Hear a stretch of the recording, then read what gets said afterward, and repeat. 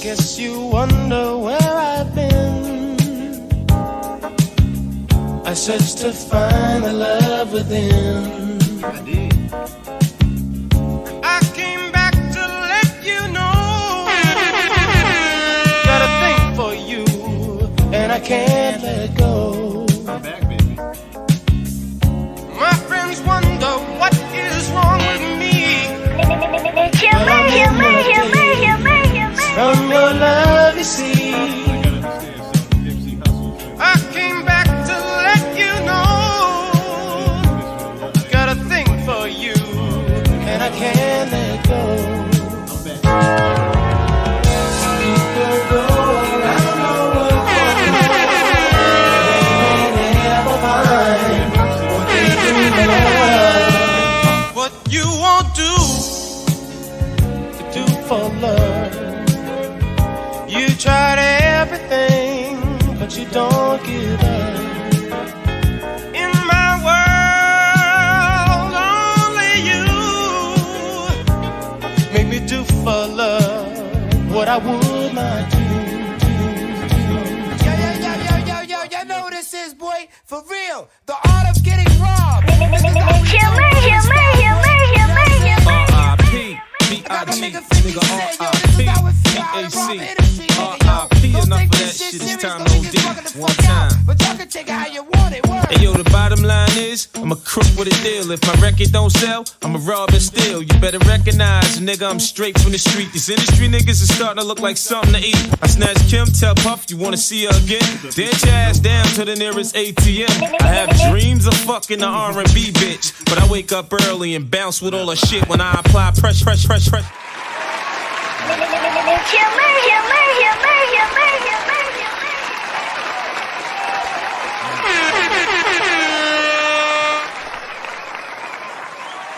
Not for I. Welcome everybody. Because of the new lighting, I felt it wasn't even necessary to have my shades on just yet. So it's much brighter in here than it usually is, and then the light's not right behind me like it used to be. So y'all can see my eyes now a little bit, I guess, till my camera get better. Anyway, welcome everybody. Welcome to live from the Spot podcast. We in a new spot. Now. I tried to shoot last night, but a nigga was too tired and a little bit too much off the tequila. So it didn't work out so well. So I felt the need to give y'all something a little bit better. On top of,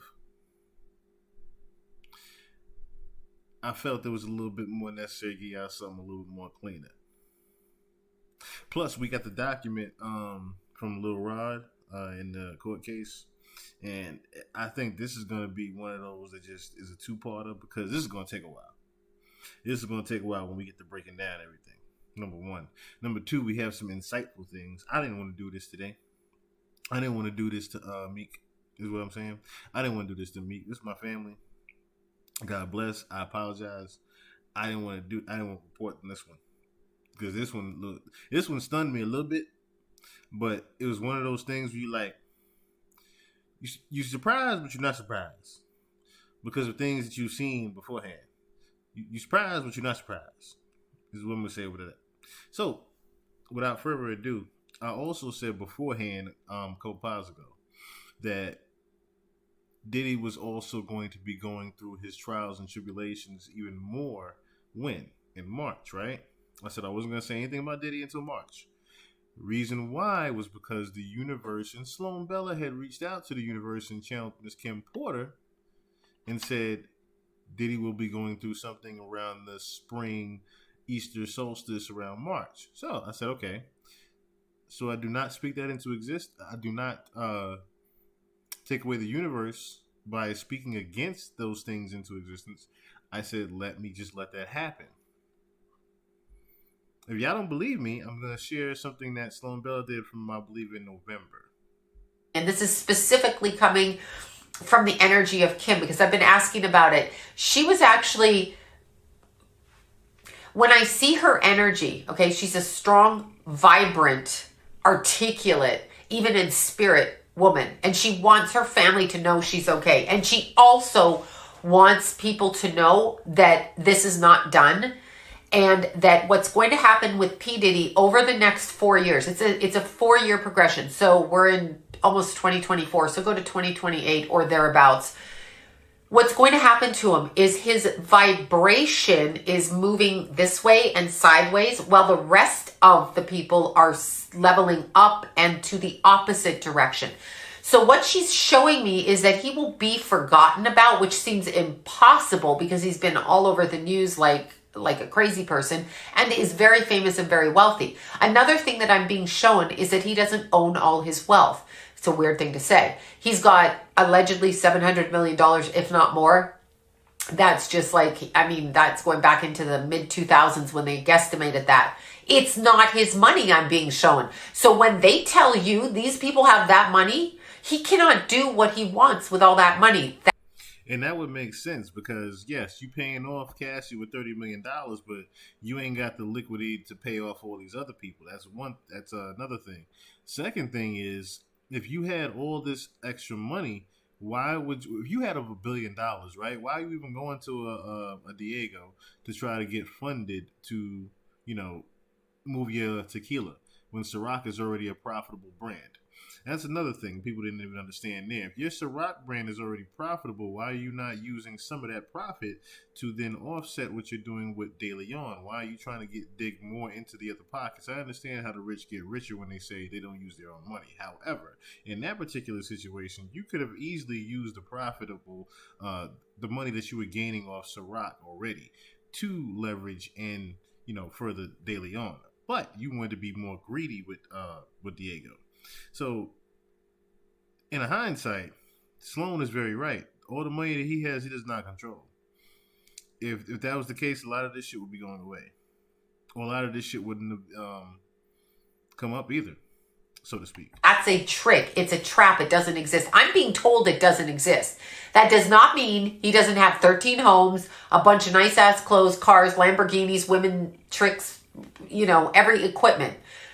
He is given those things with part of the money, but he doesn't have control over it all. And they are siphoning it for him right now. I'm seeing it like a milkshake, and there's a straw, and his wealth is being sucked. So by him agreeing to pay Cassie off, the others are coming behind until there's a complete and utter takedown of P. Diddy and his 3 right-hand men. Okay? 3. So there's going to be a takedown that comes in with that. And he's going to try to step away. They're not done. And here's another thing I'm being shown. Okay. I don't know how to word this. This to me reminds me of like a binding spell in voodoo.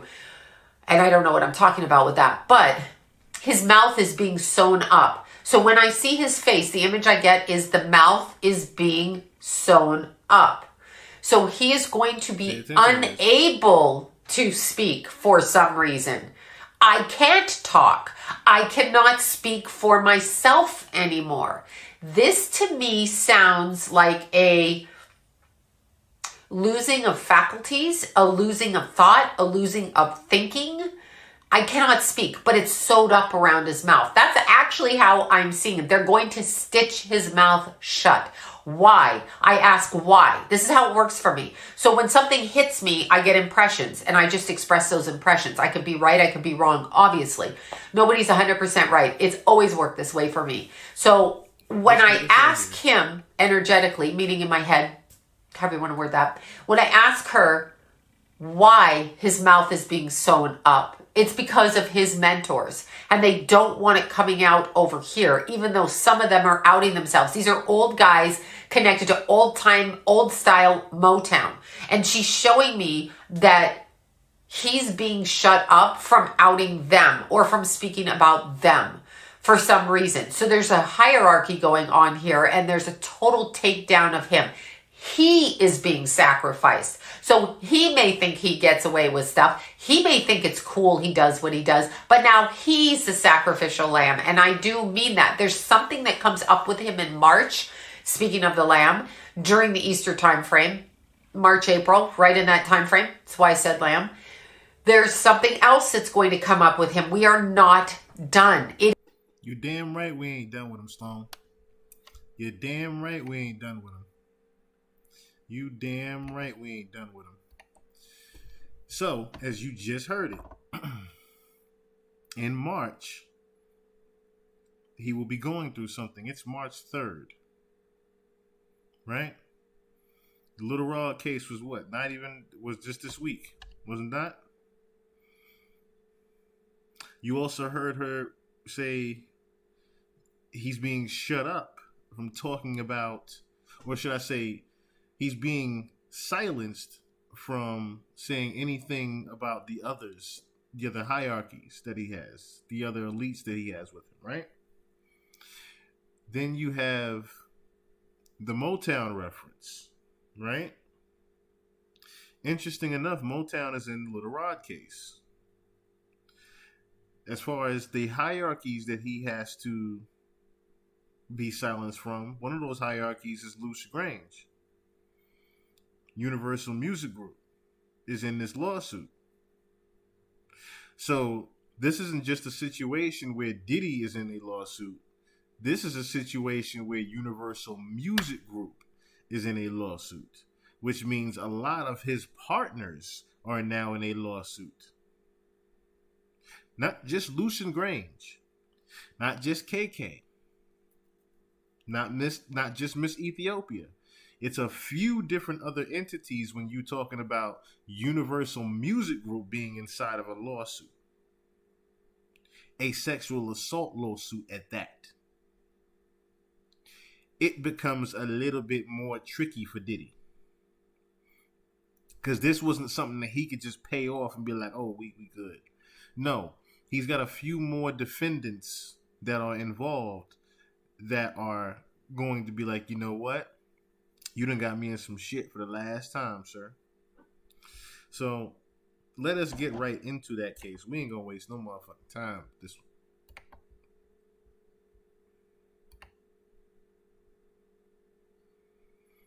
We ain't gonna waste no time with this one. So this is the United States Federal Court, Southern District of New York. Rodney Jones, plaintiff.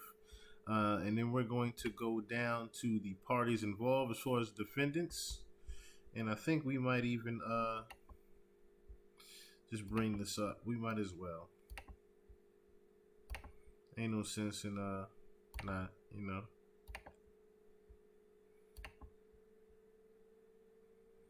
We're gonna look at it all. Why not? Okay. So first defendant Sean Combs. Defendant where we at? Hold on. Yeah, there we go. All right, defendant Sean Combs is a rapper and record executive, popularly known by his stage names Puff Daddy, Puffy, P. Diddy, Diddy, Brother Love, or Love. Mr. Combs came to fame in the early 1990s with his record label. We know that part already. Next party we have is Justin Dior Combs.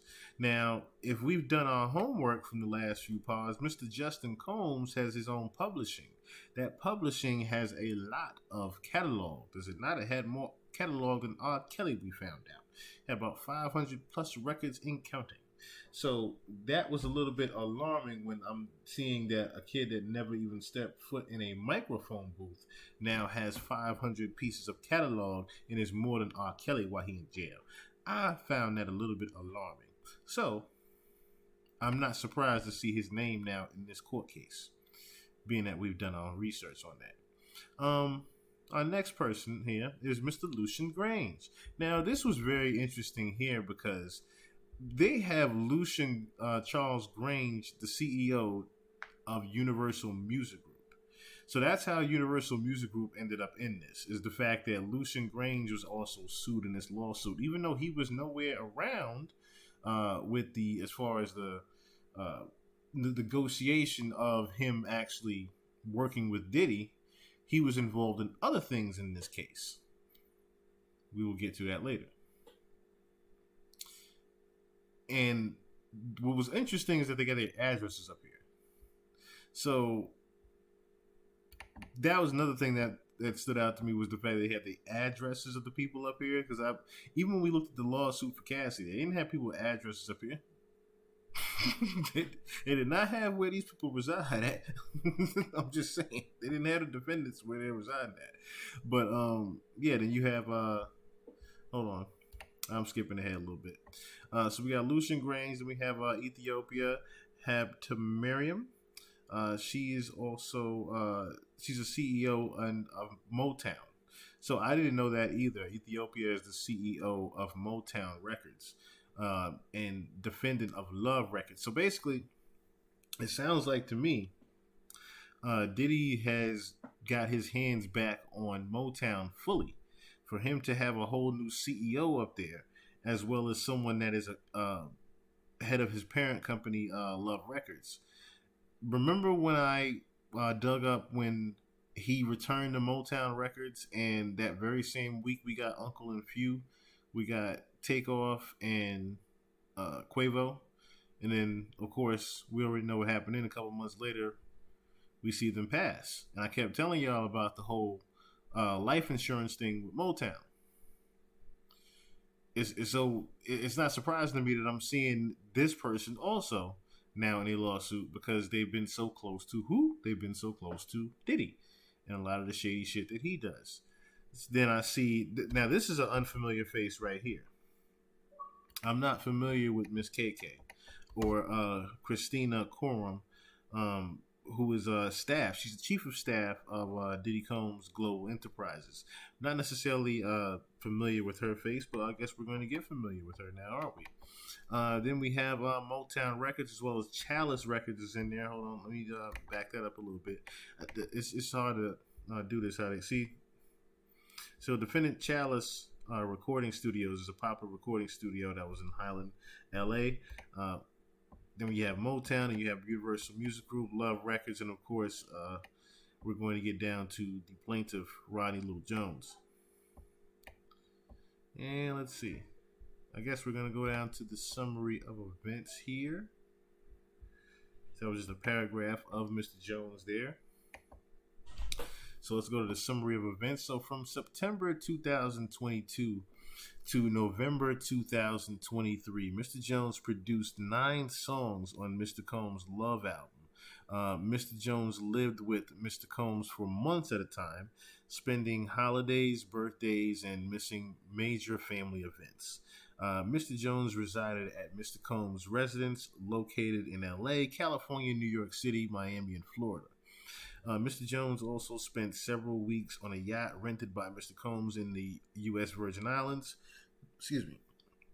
Throughout this time with Mr. Combs, Mr. Jones witnessed, experienced, and endured many things that went far beyond his role as a producer on the Love album. The claims raised in this complaint have been corroborated through witness statements, video, audio recordings, and images that Mr. Jones has in his possession. So he's almost like a choke, no joke at this point because he has all that information on video. Mr. Combs required Mr. Jones to record him constantly. Ooh. See? Them tapes. We'll be talking about them tapes. On several occasions, Mr. Combs took Mr. Jones' cell phone and began recording himself. As a result, Mr. Jones has secured hundreds of hours of footage and audio recordings of Mr. Combs, his staff, and his guests engaging in serious illegal activity. Now, let's see here. The acquisition, use, and distribution of ecstasy, cocaine, GHB, ketamine.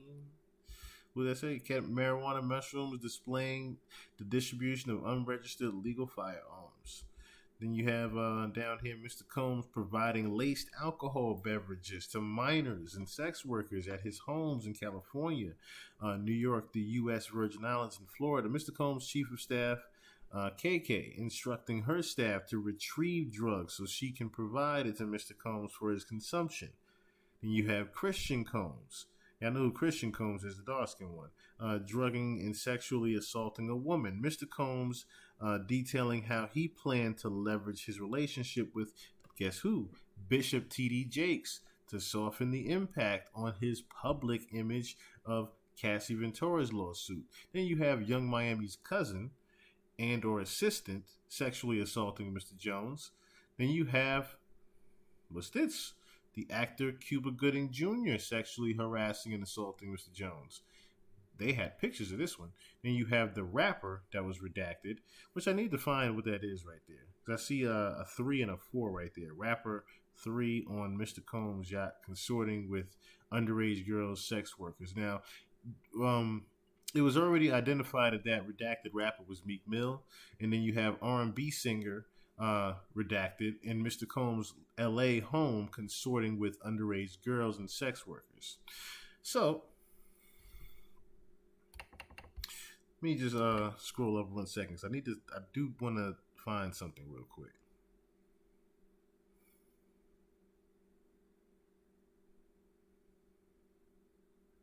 There was something I wanted to look for as far as that 3 and that 4. I just can't remember where exactly I had seen it. Because they actually do mention, or reference, I should say, who those people actually are. If anybody can find that piece for me, please let me know. Because they have actual, they had a detail in here too. That actually lets you know who those redacted people were. But it's fine. It is fine. So let us go on down. Oh, excuse me. Let's go down where we were. So let's start with the Chalice Recording Studios shooting. So on or about September 12, 2022, Mr. Combs held a writers and producers camp at Chalice Recording Studio at 845 Highland Avenue in LA. Present at his camp were Mr. Combs, his son Justin Combs, and Justin's friend named G. Excuse me. Mr. G is a 30-year-old tall African-American male. In addition to these individuals, other musicians were present at the camp. This writer has spoken to several musicians who attend the camp. One evening during this camp, Mr. Combs, J. Combs, and G were in a heated conversation. That conversation was moved out to the studio and into the restroom adjacent to where Mr. Jones was sitting.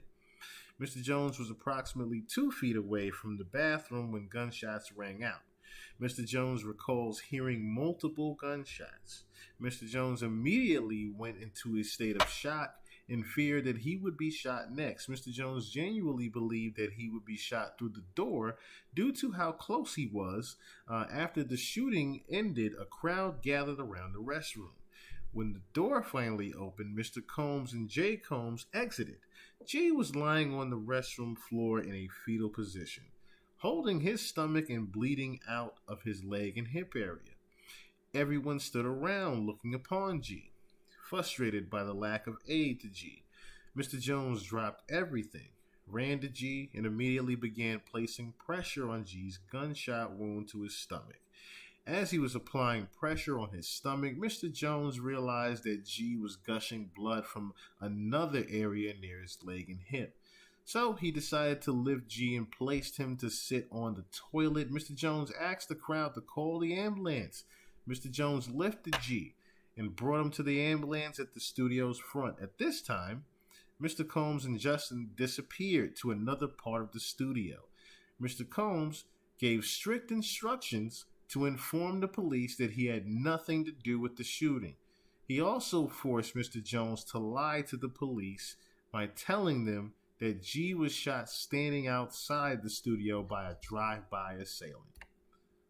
And here's the news article here. Man shot outside the party at Hollywood Recording.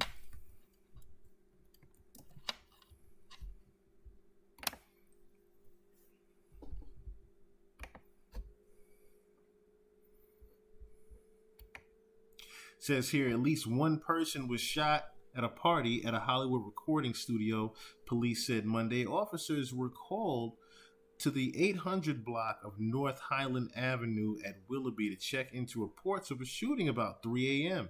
According to the LAPD at location, they found man had been shot. They found a man that had been shot after stepping outside the studio. Now, if you look at the editing on this, this is on CBS News, and you have a typo that says they found man had been shot. I had to improvise on that, but we're going to get to why that is in just a second. The man in his 30s was taken to a hospital in stable condition. He was reportedly shot in the abdomen. Sky 2 was over the scene early Monday, spotted several people sitting outside a location being questioned by police. No information was released about the suspect, and it's not known if the shooting was gang related. And that's literally all the article says. Talk about someone paying to cover some shit up. All right? And then if we read further down why that was, it says here, Mr. Jones has several corroborating witnesses who spoke with this writer anonymously due to fear of retaliation from Mr. Combs. They have agreed to speak publicly when subpoenaed. Unbelievable. Unfucking believable. Talk about a big cover up right there. Huge cover up right there. And this is the scene of the blood right here. Just want to make sure I was at the right place right here.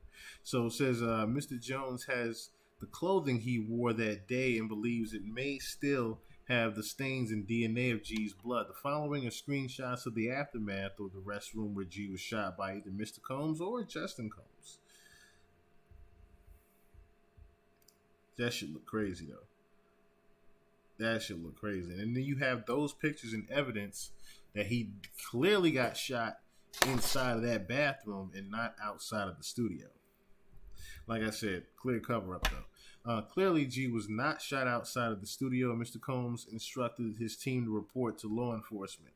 Mr. Combs and defendants provided private security for the writers camp at defendants. What's that? Child Record Studios. Excuse me. Chalice Record Studios. Excuse me.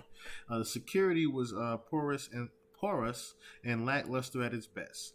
The fact that either Mr. Combs and Justin Combs were allowed to enter Chalice recording studios with guns and those guns were not confiscated by security is a clear breach of duty by Mr. Combs' defendants to protect Mr. Jones and the other attendees of this writer's camp. As a result of this shooting, Mr. Jones is severely traumatized. Mr. Jones now suffers from PTSD, severe anxiety, depression, and insomnia. Then we have Mr. Jones was sexually harassed and assaulted by Mr. Combs. Throughout his time living with Mr. Combs, Mr. Jones was the victim. Wow. This is about to get crazy right here. So, Mr. Jones was the victim of constant, unsolicited, and unauthorized groping and touching of his anus by Mr. Combs. So, when I heard that, I'm like, okay, the anus. You mean to tell me he got past the butt cheek part and had his finger in your ass? Literally. That's what that sounded like to me. You could have at least clarified to your writer and said, no. He touched my butt cheek. This clearly says touching of his anus. Bruh. I don't know. These events took place in L.A., NY, Florida, and the United States Virgin Islands. In addition to the unsolicited and unauthorized touching, Mr. Jones was forced by Mr. Combs to work in Mr. Combs' bathroom as Mr. Combs walked around naked and showered in a clear glass enclosure. Now, see, Lil Rod, there's certain things you need to say no to. It's just certain things you need to be uncomfortable with, sir, at this point. As a heterosexual Christian man, why are you emphasizing that? Mr. Jones was uncomfortable with Mr. Combs. Mr. Jones was uncomfortable with Mr. Combs' advances and expressed his discomfort to Mr. Combs' chief of staff, Christina Korn, KK. KK responded to Mr. Jones' complaint with Sean will be Sean. Now, first of all, ain't no Sean will be Sean nothing. I'm ready to smack the shit out of you and Sean. Talking about so I gotta produce in his bathroom while he naked. What are y'all talking about here? And why am I the only producer in here doing this shit? That's another thing. Why the other producers ain't gotta watch this nigga naked and make beats? What kind of bullshit y'all running in here? You know Sean will be Sean. What? Alright. KK also attempted to downplay Mr. Combs' groping of Mr. Jones' anus and genital. Alright, now see, some things you just need to say no to and leave at this point, Rod. Lil Rod. Mr. Jones' anus and genitals as friendly horseplay. Ain't no friendly horseplay. You got your finger in his ass and just touching his balls. There ain't no friendly horseplay about that. Stating that those acts were Mr. Combs' way of showing that he likes you. Excuse me?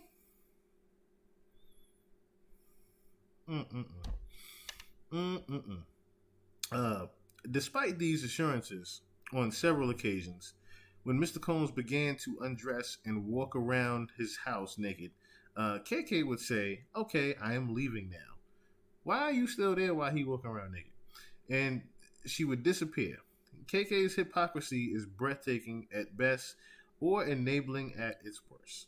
Mr. Jones believes that KK aided and abetted Mr. Combs' sexual assault of him and was working with Mr. Combs to groom him into accepting a homosexual relationship.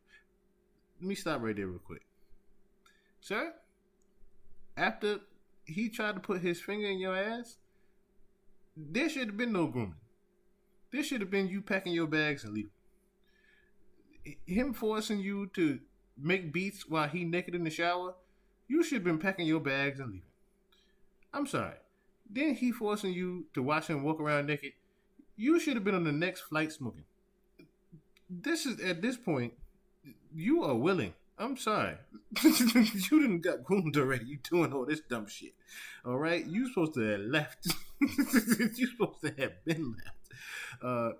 Through these sexual deviant acts, one would say Mr. Combs has a pattern and practice of engaging in such nefarious activity. This ongoing conduct shows that Mr. Combs cannot be rehabilitated. I bet the fuck not. Mr. Combs attempted to groom Mr. Jones into engaging in gay sex. Mr. Combs was aware that Mr. Jones looked up to and idolized music producer Stephen Aaron Jordan, Stevie J. Oh, Stevie J, American DJ, record producer, and television personality. We all know what Stevie J is. Of course, Stevie J was back with Bad Boy in the early 90s, and he's always just been around. So, Mr. Combs used access to Stevie J and his knowledge of Mr. Jones' admiration of Stevie J, to groom and entice Mr. Jones to engage in homosexuality. So, Mr. Combs went so far as to share a video of Stevie J anally penetrating a Caucasian male without a condom.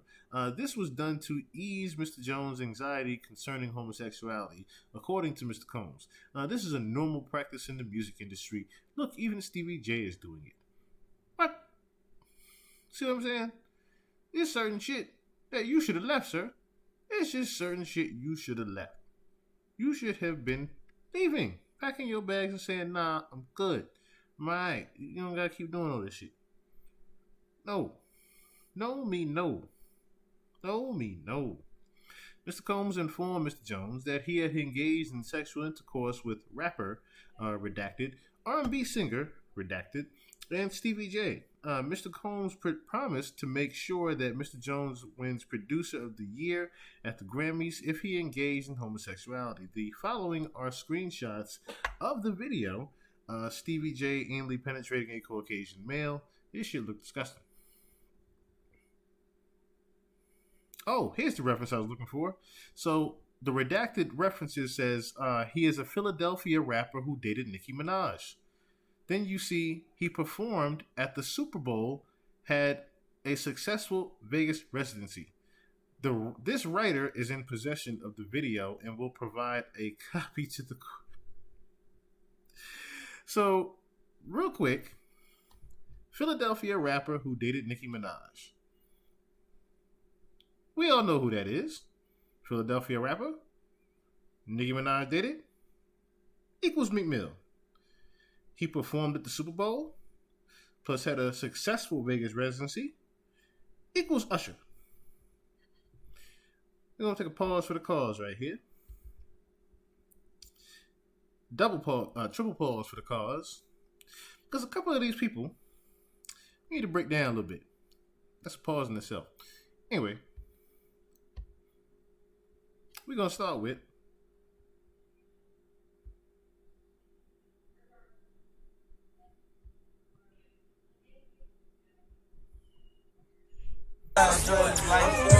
Man, you doing it, man. You deserve it, daddy. You putting in that work. Proud of you. I love you. Yeah. Hey, what's up, King Son? Man, you doing it, man. You deserve it, daddy. You putting in that work. Proud of you. I love you. Yeah. Hey, what's up, King Son? Man, you doing it, man. You deserve it, daddy. You putting in that work. Proud of you.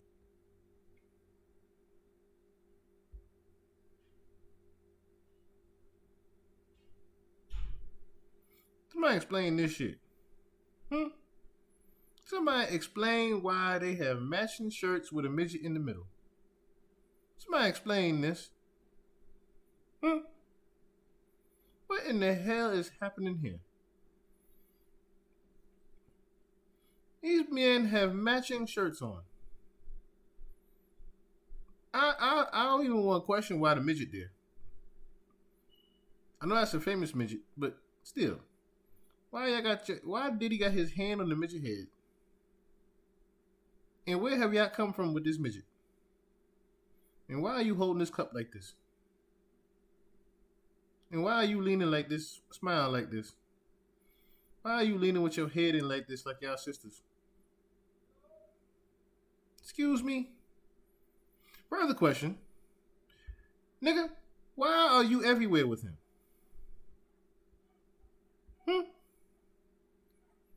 Hold on. Why are you everywhere with this nigga? You everywhere with this nigga. Oop, shit. I didn't mean to do that. Bro, you everywhere with him.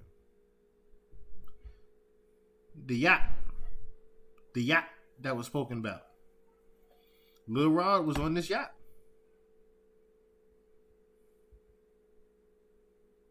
This is the New Year's party.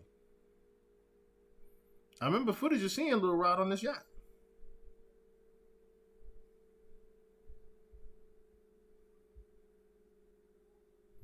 But explain to me how you are seen, like I said, everywhere with Diddy.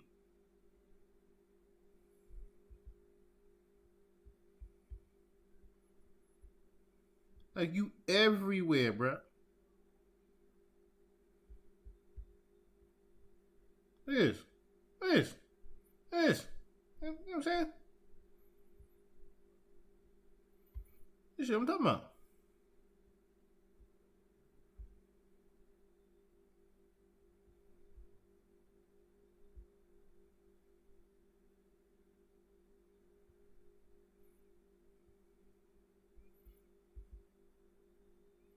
It's not a coincidence that you everywhere with him, B.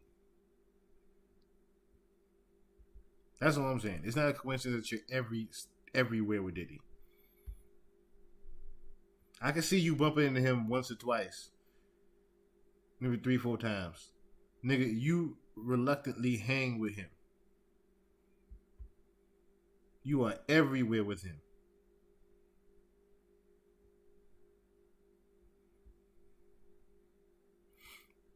So, it doesn't surprise me when I hear certain things like that.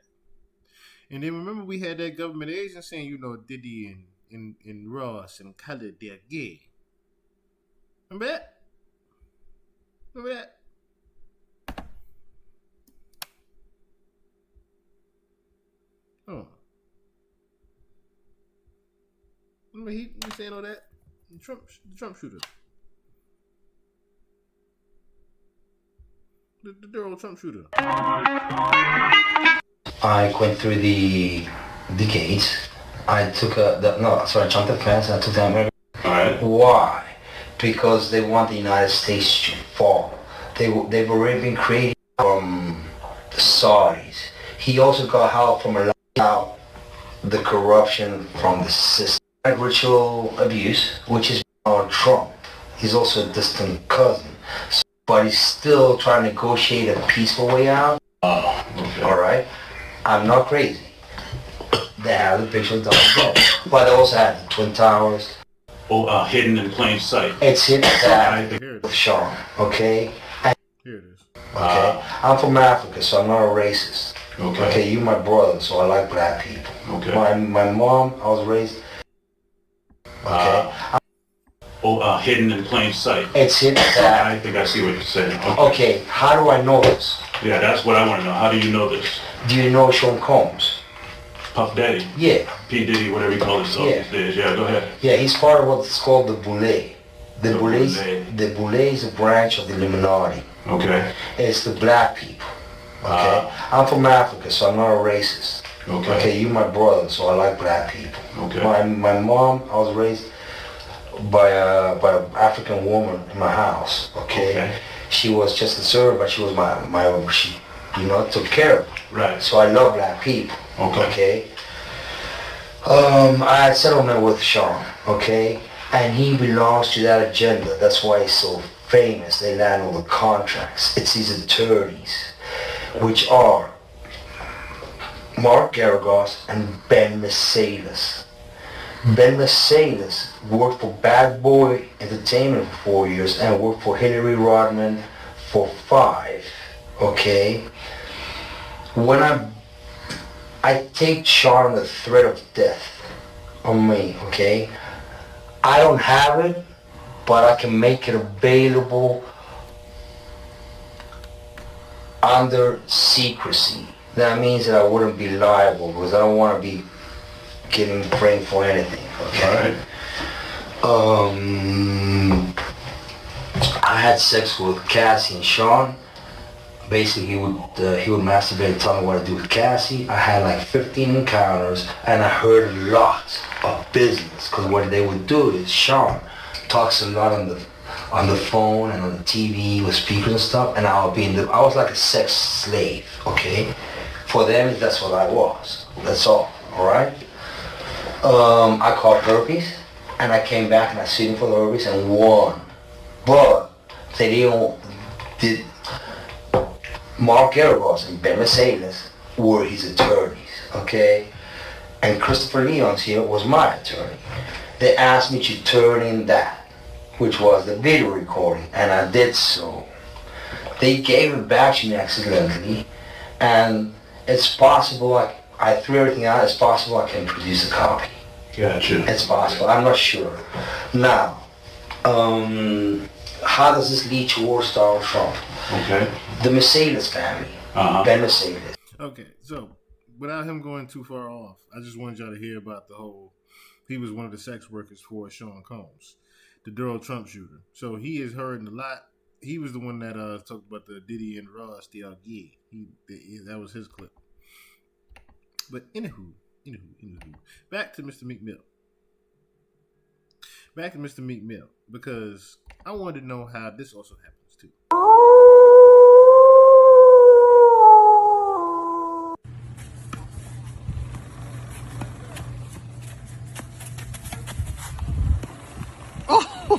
Oh, it's in!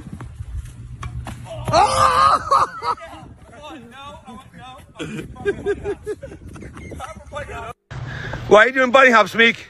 Because you got your ass beat in tennis. You got your ass beat. Keep going. Count out loud. That's the wrong time. Count out loud. 30. Huh? 4, This is the wrong time to do that. You're 9, 40, 41, 42. Keep going. Keep going. 7, 8, 9, 1, 2. Keep going. Keep going. Don't cheat on your bunny hops. They suck. Your bunny hops suck. You got 250 more to go. You got 250. There it was.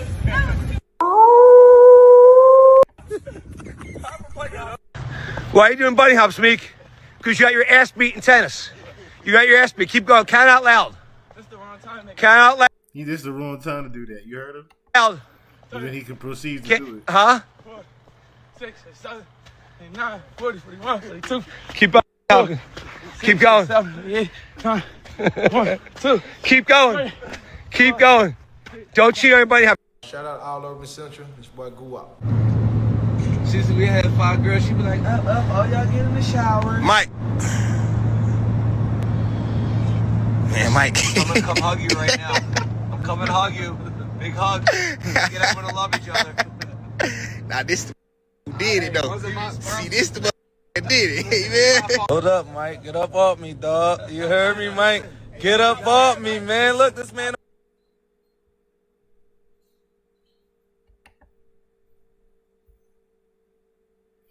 We on this plane explaining this levels to this pause. LOL. Stop touching me. He touchy.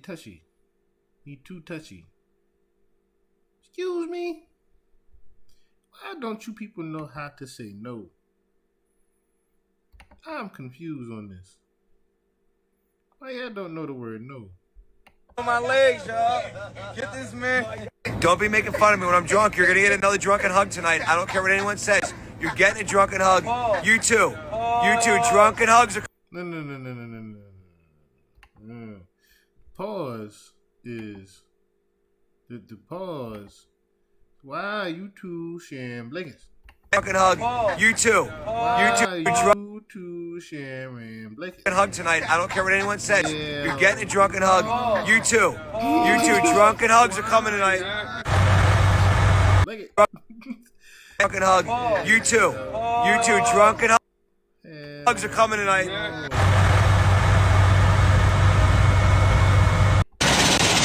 It's too much.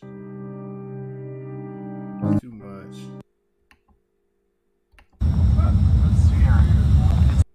It's too much. It's too much. And that's just Meek. That's just Meek. Y'all already know what happened with Usher. Y'all know what happened to Usher. I moved to New York City. And I lived with Sean Puffy Combs for a year. That's the crazy thing. Now, that was L.A. Reid's idea, right? We're sending you over to something called Puffy Flavor Camp. There you go.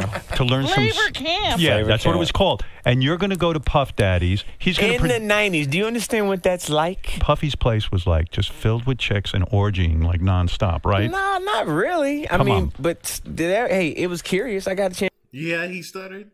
He said, yeah, not really. He could have said, yeah, it was. He said, yeah, not really. To see some things. Yeah, but you were 13. What were you seeing? I went there to see the lifestyle. Right. And I saw it. And it was but I don't know if I could indulge and understand what I was even looking at. It was pretty wild. So nobody tried to, some woman didn't come along. I didn't say that. Okay. I didn't say that. What I did say is that there were very curious things taking place. And I didn't necessarily understand it. Biggie Smalls was there. Biggie Smalls was there. Lil Kim, Craig Mack. All these people are hanging around. Yeah, man. Faith Evans, And your parents Jodeci, were Mary okay? J. Blige. They didn't know nothing about this shit. Oh. I was having a good time. You know what I mean? Does he have you doing any chores? Are you doing dishes at all? I mean, to keep you humble somewhat? Or are you just like, can you stay up till 4 a.m. with them and party? I mean, I could. I actually stayed up longer than them. And do you have money? What's going on? I mean, I had like per diem. You know, I had like, What like a living. life. Yeah, it's pretty crazy. 14 years old. You're a dad now. Would you ever send your kid to Puffy camp? Hell no. See? Hell no. You heard that, rightfully so. Rightfully so. But it doesn't stop there. It doesn't stop there. Looking at this lawsuit, right, Lil Rod, he alleges that, Diddy told him personally that he had sex with Usher. And when you look at the lawsuit, even though they got Usher's name redacted, you could tell who it is because they describe him as the guy that performed at the Super Bowl. Right. So, I mean, we all know who that is, but how you feel about that, man? Well, I mentioned that earlier, that he said about Stevie J. The Usher part, that's a touchy situation, man.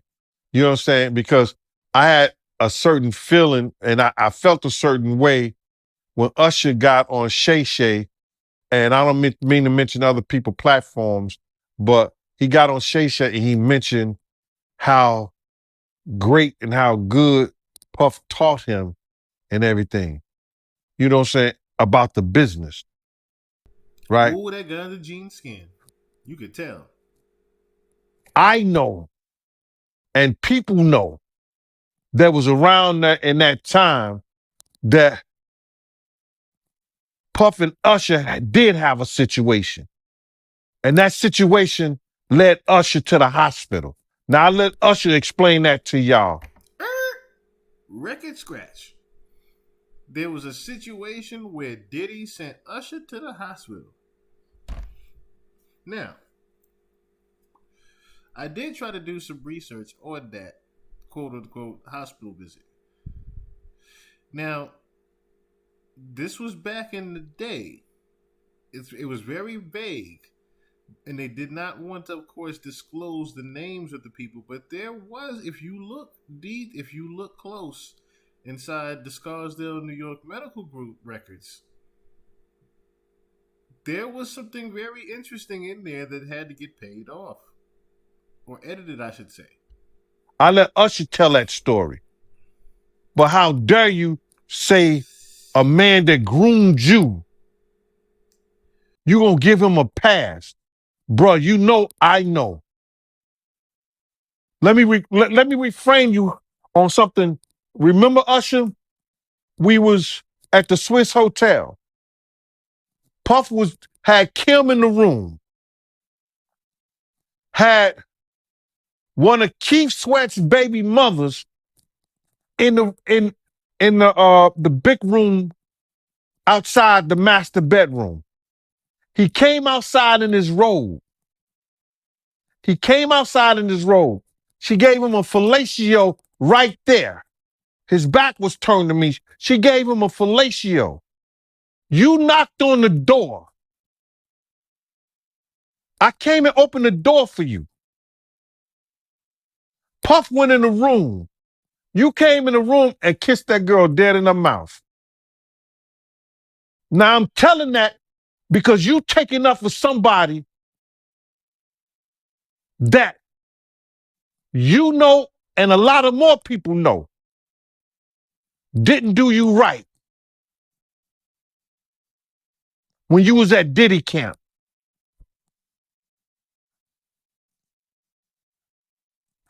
Y'all put it together.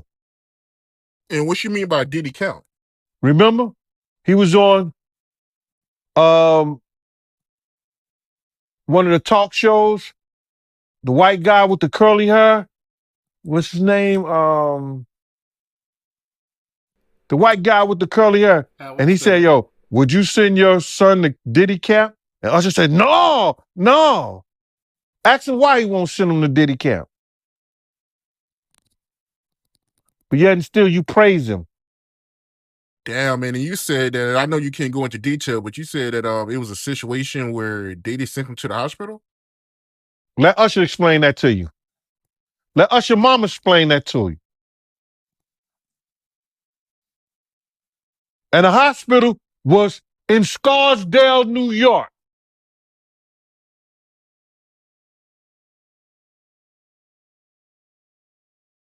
And we are, like I said, we already know about Usher.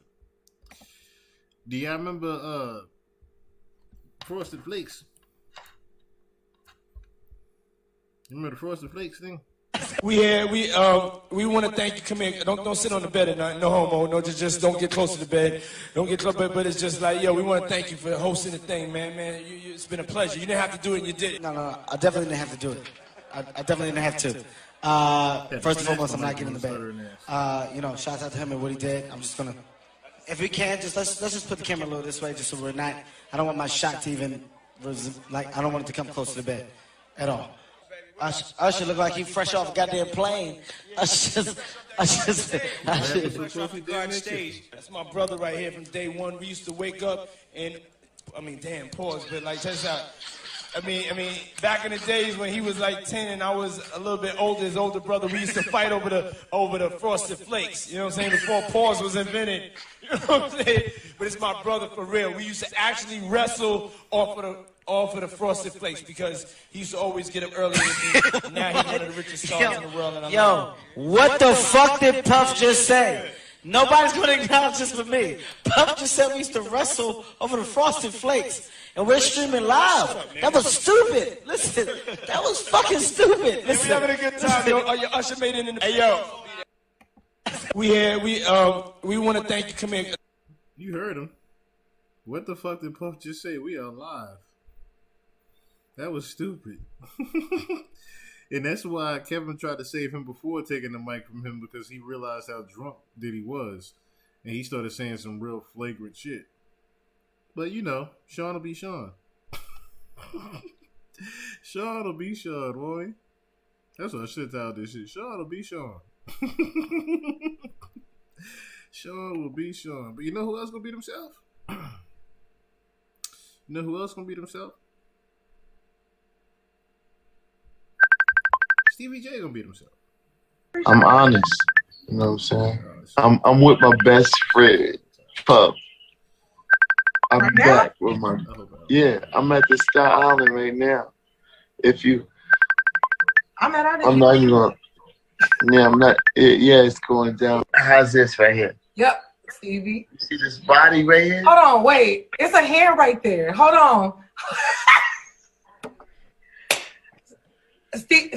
Stevie, why am I in bed with you right now? No, he said you want to... You're a distraction. You're a distraction. We trying to talk. No, you're a distraction. No, you're a distraction. We're talking about you. Pick the camera. So now, take a look at this. Yeah, I'm at the Star Island right now. If you... I'm not even gonna...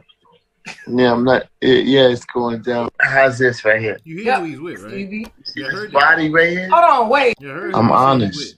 You know what I'm saying? I'm with my best friend, Pup. Nigga, why are you looking high like that? Hey. See what niggas do when they high? See how niggas act when they high like this? This nigga said, I'm with my nigga Puff. You know what I'm saying? My nigga Puff right now. You know what I mean? Nigga, why is you in the bed, nigga, talking about some you with my nigga Puff right now? What? Niggas be high. I'm back with my... Yeah, I'm at the Star Island right now. If you... I'm not even gonna... Yeah, I'm not... Yeah, it's going down. How's this right here? Now, that is what was interesting enough. That's a nigga hand right there, bro. That's a whole man's hand right there. Ain't no female hand that fingers that damn long. Hell no. Not even with nails. Hell no. That's a whole dude hand right there. That's a whole nigga hand right there. Yeah, it's going down. How's this right here? Look at this. That is a whole man's hand right here, bro. Yep. That had to get hidden. This is a whole dude hand. What is going on, Stevie J? What are you doing, brother? Y'all see it, y'all. That is a whole dude's hand right here. And he had the nerve to put the camera up. Stevie. You see this body right here? Hold on, wait. It's a hand right there. Hold on. Look at that. You on live talking about something. This a hand right there. Stevie, why am I in bed with you right now? No, he said you want to... You're a distraction. You're a distraction. We trying to talk. No, you're a distraction. No, you're a distraction. We're talking about you. Pick the camera. Unbelievable, yo. Unbelievable. There's some freaky boys, yo.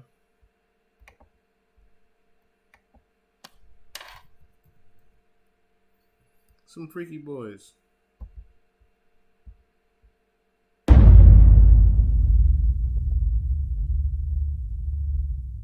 And me looking at this lawsuit, he also alleges that Diddy forced him to watch a video of Stevie J having sex with a man. Who, Little Stevie? Huh? Who, Stevie? What Johnson used to call him, Stevie?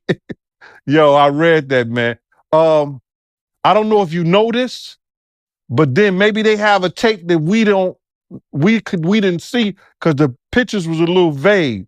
There was an exotic worker came out and said that was him and not Stevie J. But in order for them to put that in there, they must have clearly thought it was Stevie J or think it's Stevie J. But you got to get this, Art. Check this out.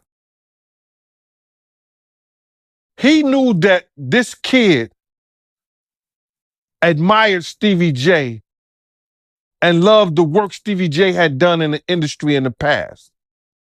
This kid looked up to Stevie J. Now, what if Puff told him that that was Stevie J in the tape? And the guy looked like Stevie J. He did facial, his face was fixed like he was doing some of the faces Stevie J be making. You understand? So now, the kid could have been drunk, kid could have been high. He was like, yo, Puff could have been like, yo, you talking about, this is somebody you admire? Look what he doing. This Stevie J right here. Now, in that kid's mind, he may have thought that was Stevie J, or he think that's Stevie J. If Puff told him that was Stevie J, it was Stevie J. So people can't say, oh, he lying and everything like that, because we really don't know what was said, but the kid said he told him, this is somebody I admire. This is somebody you got high aspirations for, that you want to be like. Look and see what he doing. This is what you should be doing too. Wow. That was crazy. And you knew Stevie J, right? I knew Stevie J real well, bro. I knew Stevie J when he was with Bad Boy, one of the hitmen. When him and Puff fell out, I used to take Stevie J around and everything, bodyguard him in certain places and everything. Stevie J was one of those dudes. He was a good brother, but he always wanted to be seen. And when you hear these allegations, right, you knowing Stevie J, do you think it's possible that he could be gay? Well, I don't know his sexuality, but cocaine is a hell of a drug. You understand? And by cocaine being a hell of a drug, and he indulging with Diddy like that, and now he's invited to the Diddy parties. In that whole thing, if you read it, he said that Diddy said he was having sexual relationship with Stevie J. So all I can say is this, man. If two men lay down, how many homos get up? Two.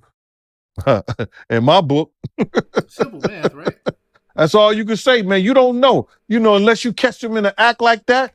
You understand what I'm saying? But if he said, Puff said that he laid down with Stevie J and two men lay down, two homos get up. Yeah, I mean, that's a hell of a quote, man. And if I'm not mistaken, Stevie J, he was with you the night Big got killed, right? Yeah, Stevie J was there. Stevie J was there. And as soon as Big died, he was supposed to get on a plane with us, with them, and go to New York. He rushed to Faith Hotel. Rushed just to the hotel. He was wearing my cross and my chain, right? I said, Stevie, I'm not selling you my cross. My cross got blessed. He said, let me wear it. I said, yo, okay, bro. He gave me $1,500 for the chain and then never paid me for the cross. Ended up giving Faith the cross and the chain to give to little Chris Wallace. That's what he said he did with it. You think it's a chance he was cracking Faith back then? I don't know what he was doing, bro, but it's funny they end up now. It's funny he ran to Big's wife when he got murdered.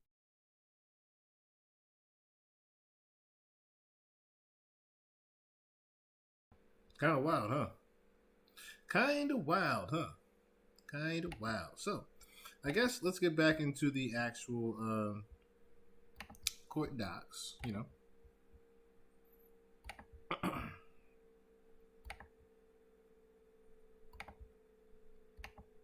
Look at that nastiness. The nastiness. That nastiness. Let me just send someone a link real quick.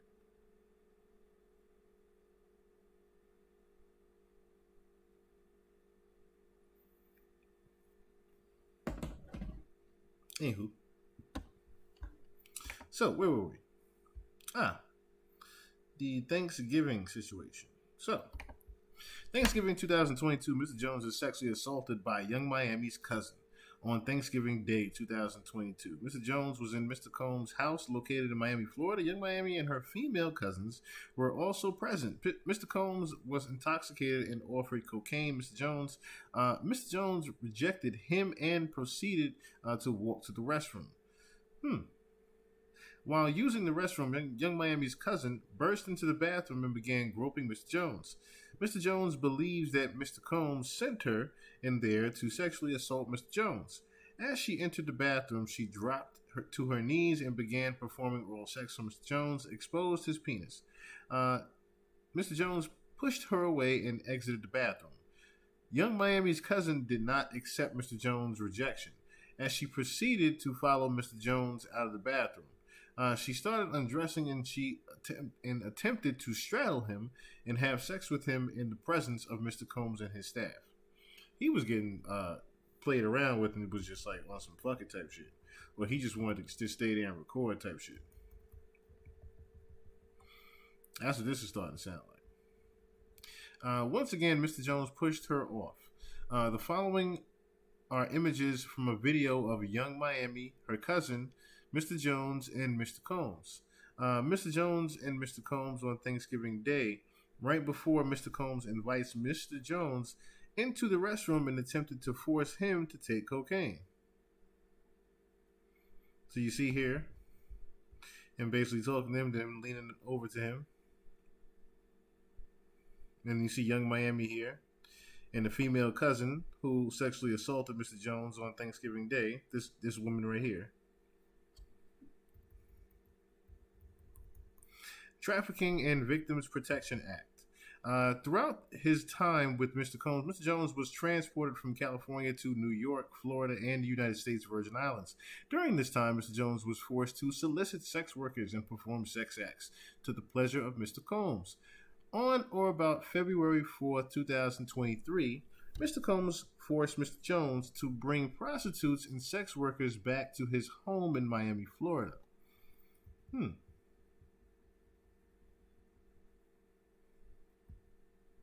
Here's video footage of the sex workers that Mr. Combs forced Mr. Jones to bring back to his home. On or about February 2nd, 2023 incident, Mr. Jones believed that Mr. Combs drugged him. Mr. Jones recalls walking up naked, dizzy, and confused. The sex workers that Mr. Combs forced Mr. Jones to bring back to his home. Here we go. Listen to this. On or about February 2nd, 2023, Mr. Jones believes Mr. Combs drugged him. Mr. Jones recalls waking up. I thought I said walking up. There's a little scratch on my little screen there. Recalls waking up naked, dizzy, and confused. He was in bed with two sex workers and Mr. Combs. He also recalls aimlessly wandering around the house with no clothes on. Damn it. They got him. They got him. Here go the sex workers in Mr. Jones' bed in the morning after being drugged. They got him. They fucking got him. On another occasion in Miami, Florida on Thanksgiving night 2022, Mr. Combs asked Mr. Jones and DeForest Taylor to enter the studio bathroom. He asked them for a $100 bill because he wanted them to do cocaine with him. Mr. Jones was scared, but luckily he didn't have a $100 bill. So Mr. Combs waited a little later to do coke with Young Miami. Later that evening, he required Mr. Jones to solicit sex workers from Booby Trap on the River, located at 3615 Northwest. That's just the address in Miami, Florida. Mr. Jones did so, and Mr. Combs forced Mr. Combs forced him to engage in unsolicited sex acts with these workers. Man. At what point are we even going to say forced here? Here goes booby trap on the river. As part of Mr. Jones' sex worker recruitment tools, Mr. Combs provided Mr. Jones with an exclusive bad boy baseball cap and required him to wear it to booby trap on the river as a signal to any sex worker he approached that Mr. Combs was in town and had sent Mr. Jones to recruit them. So this nigga had a flag basically on his head. Say, hey, come this way. We getting freaky. Freak off this way. Mr. Jones had no desire to visit booby trap on the river. Mr. Jones had no desire to solicit sex workers from booby trap on the river. Mr. Combs used his power and influence to intimidate and force Mr. Jones into soliciting sex workers from booby trap on the river. I'm noticing there's no male sex workers just yet. As detailed below, Mr. Combs used many tactics to maintain dominion and control of Mr. Jones. Apparently, these workers were accustomed to servicing Mr. Combs and would know that he is in town by the sight of the bad boy's baseball cap. The following are Instagram profiles of two of the sex workers that Mr. Combs required Mr. Jones to solicit and have sex with in the Miami home. Oop, I don't know why I just did that.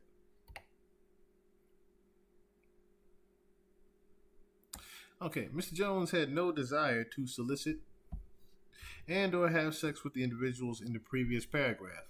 Mr. Combs used his power and influence to intimidate and force Mr. Jones into soliciting and sleeping with these women. The following is in the phone number of another sex worker. It's the phone number of another sex worker that Mr. Combs required Mr. Jones to solicit and perform sex acts with at his Miami home. Booby Trap Miami. Yeah, booby trap Miami, all right. Mr. Jones had no desire to solicit and or have sex with the individual in the previous paragraphs. Mr. Combs used his power and influence to intimidate and force Mr. Jones into soliciting and sleeping with the individuals above. Mr. Combs used many tactics to maintain dominion and control of Mr. Jones.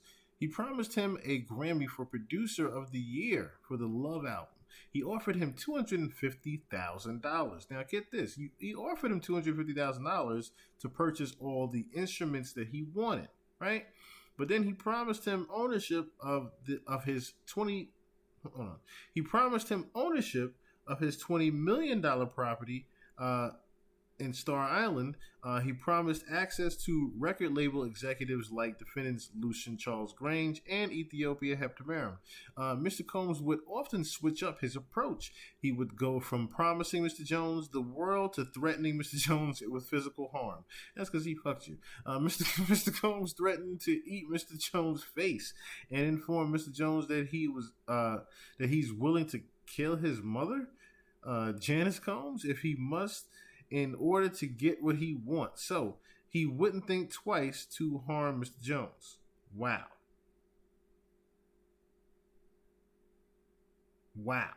You saw that, right? You read it right here with me.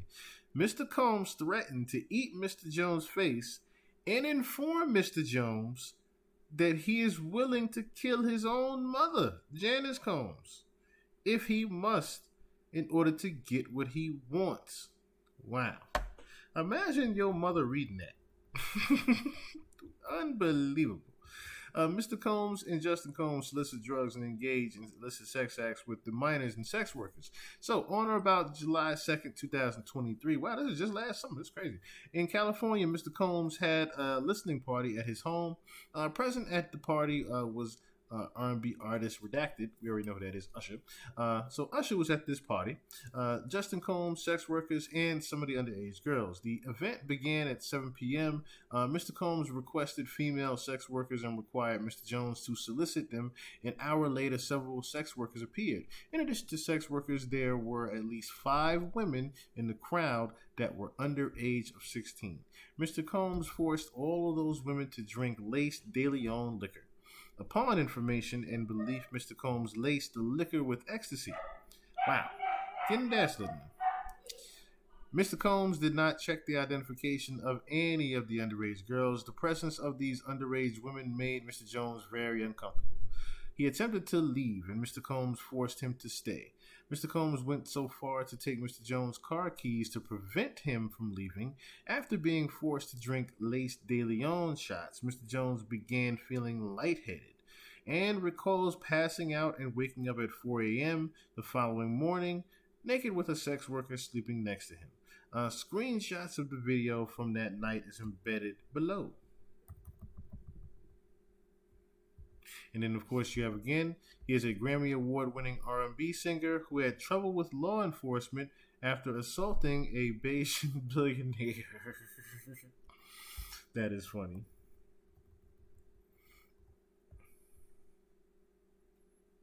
That's funny.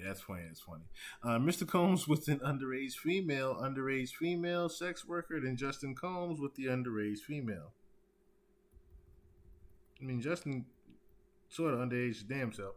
Mr. Combs attempts to pass off Mr. Jones to Cuba Gooding Jr. Mr. Jones believes that Mr. Combs was grooming him to pass him off to his friends. This fear became reality when Mr. Combs introduced Mr. Jones to Cuba Gooding Jr. while they were on Mr. Combs' yacht. My goodness, why is it cute? Doing the fast motion here. Make sure it's okay. During the introduction, Mr. Combs suggested that Cuba get to know Mr. Jones better, and he then left them alone in a makeshift studio on the yacht. Look at this red lighting and shit. That's another thing. Like, all this damn red lighting and shit. Bunch of men. Turn these damn lights on. Look at this damn red light in here. Ain't no women in here. Turn this damn light on. Mr. Combs and Cuba Gooding Jr. moments before Mr. Jones assaulted. As evidenced by a video of which screenshots are embedded below, Cuba Gooding Jr. began touching, groping, and fondling Mr. Jones' legs, his upper inner thighs near his groin, the small of his back near his buttocks, and his shoulders. At what point did you not punch this nigga in the face? Mr. Jones was extremely uncomfortable and proceeded to lean away from Mr. Gooding Jr. Ain't no lean away. I'm lean with it. Rock with it. He rejected his advances, and Mr. Gooding Jr. did not stop until Mr. Jones forcibly pushed him away. The following is a screenshot of the encounter with Cuba Gooding Jr. God damn it. Why is my thing keep doing that? There we go.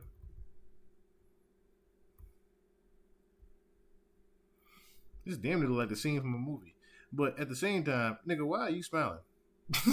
Why are you smiling? Cuba Gooding Jr. forcibly touching Mr. Jones and Mr. Combs' yacht. Now, if you want to put the title forcibly, why are you smirking? His hand. Look where his hands is at. Why are you smirking? Ain't nothing to be smirking about. Why he's sitting on the couch like that? I'm like, you better do something. I'm like, y'all both about to do something. That don't look right. Throughout his time with Mr. Combs, Mr. Jones was under an implied work for hire agreement. So, real quick. Because it didn't even sit right with me. Now, and I know some of y'all probably questioning, like, that's Cuba Gooding Jr. Why would Cuba Gooding Jr. be doing shit like that? Right? That's what some of y'all saying, right? We must get together sometime, go for a midnight swim. Do whatever feels right. That is what a gay cruise is all about. I see. Hear that, Jerry? We can do whatever we want. Whatever feels right. That's what a gay cruise is all about. Whatever we want to do, we can do it. Because it's a gay cruise. It's a gay cruise, Jerry, not a bi cruise. It's a gay cruise. Capital G, capital A, capital Y, MC, a gay cruise. What are you saying? You want to get back together? Well, I did. Before I found out that you were gay. How could you think I'm gay? You're standing there preening like a gay peacock, and you don't want me to think you're tutti frutti? For heaven's sake, Felicia, I am not gay, and I never have been gay. Then why the hell are you on this boat? Nick and I got on this cruise by mistake. And then I met this girl, and she assumed I was gay. And then I stupidly went along with it because she's behind me, isn't she? Oh.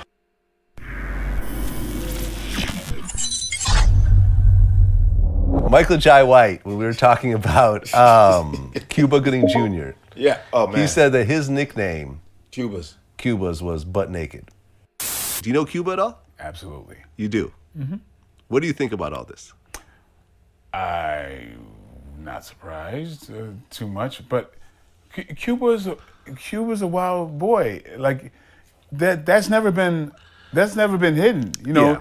his nickname that he would tell everybody is butt naked. What? I never knew about No, this. you can Google that. Cuba said that himself. Because he gets naked, like for 20 years, he just would drop trowel in public. He would expose himself. Yeah, he did that a lot. He's just, he's a wild guy that way. And I said, have you experienced this? What? He goes, yeah. He said, Whoa. I was at a bachelor party, Michael Jai White. And Cuba Gooding Jr. took his pants off? I guess he wouldn't go into details. Was he naked, boxing the air like he did in Boys in the Hood? He said he had to leave. Come on. He said he had to leave. Michael said, I'm out of here. This good. really is Boys in the Hood. I gotta go. He was like, come on, where you going? I'm naked. Come on, suck my dick.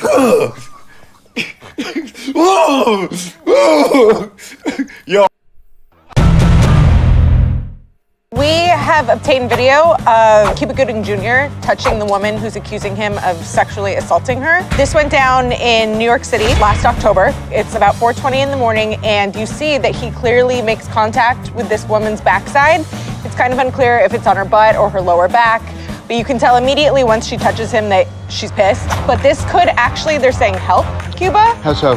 Because they're saying that there is no proof that he squeezed her butt like she's saying. Yeah, but you can tell he touches her and then she walks away from him and then he says something to her, gestures at her, and then walks away. She immediately reacts, and come on, at some point we gotta make so many excuses for Cuba Gooding. But also, have you never been in like a crowded bar? But no, Devin. This is not a crowded bar. But it's not because he's in a crowded bar. He walks by and he does it. Well, I'm just saying. I'm not advocating for it. It sounds like you are. Oh, boy. You're the guy who walks around the bar just like, I'm not touching. You just come into contact. Devin's the guy who walks around the bar going, if your butt gets in the way, then it's your fault. Right. Feels like that's how Cuba Gooding Jr. feels to dissect things, doesn't he? If you're just in the way, you're just in the way. If you're the butt in the way, you're the butt in my way. You're the butt that I want anyway. That's how Cuba was looking at Mr. Jones here. Kind of crazy. Throughout this time, Mr. Combs, Mr. Jones was under an implied work for hire agreement. He was not compensated for his time living with Mr. Combs or for the songs he produced. As evidence, he was listed as a producer for the following songs on the Love album's final release. So he did these songs here. This is the 9 songs they say he did. Deliver Me, Stay Part 1. Oh, I like. He did a couple of nice joints. I like them. Reaching, What's Love, Stay a While. Ooh, that's my shit right there. Moments. Ooh, Need Somebody, Homecoming, and Tough Love. Yeah, he did some records right there. Mr. Combs and Defendants. We're gonna say the list. Universal Music Group, basically say.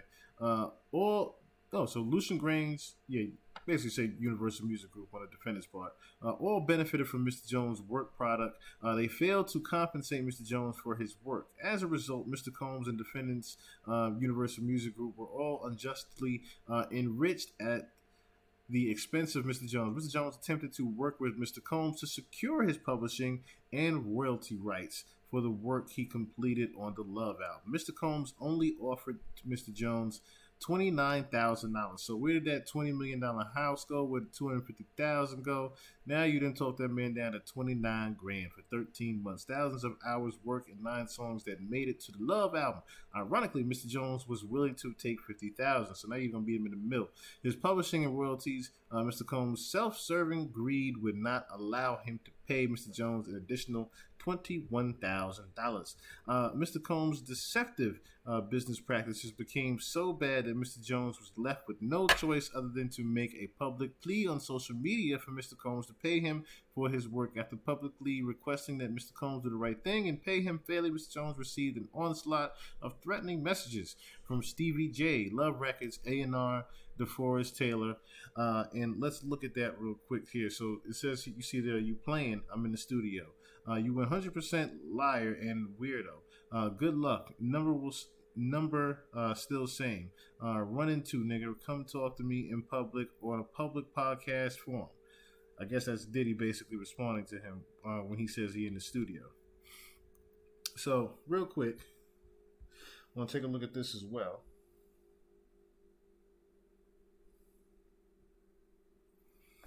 So,